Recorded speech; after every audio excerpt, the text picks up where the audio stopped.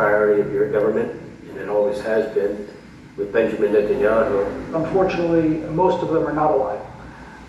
We want to do everything we can to get those alive out. We're working on that. And that brings me to a short story that I only learned recently from my son David, who is a soldier of my oldest son, Moshe, who was the commander of forces that entered Gaza to liberate the hostages. And he told me that on the night they entered Gaza, he went up to his older brother, the commander, and he said, you know, I'm afraid because we were firing our artillery to prepare the ground incursion.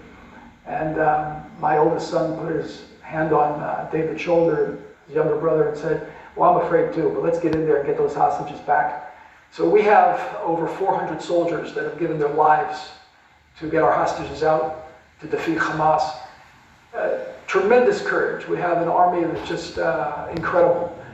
People came back from all over the world to volunteer. They weren't even called up to participate in Israel's defense of its existence, defense of its people after the horrific attack on October 7th, and the continued insistence on the part of Hamas that it was only a beginning, that they plan to repeat it.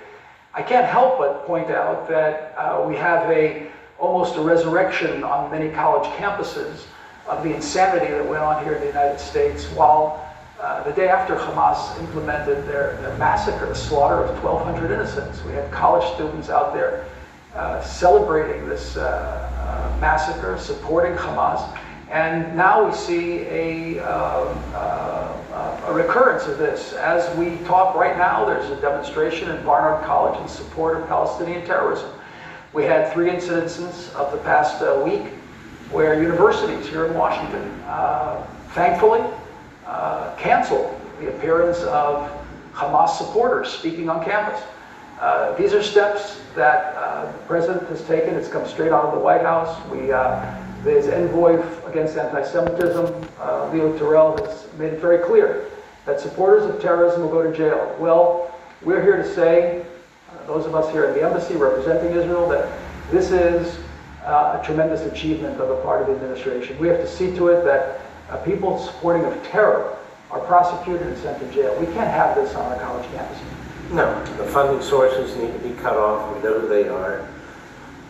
I'll say who they are. Not only Hamas, they're Qatar, they're Iran, pouring enormous sums of money into our colleges and universities and spreading this, and now pouring it into teaching seminars and so forth in our K through 12 schools. So this has to be stopped, and I think President Trump is focused on this, as well as student visas, people who are in this country who hate our country, who are obviously just Jew haters and American haters. They need to go.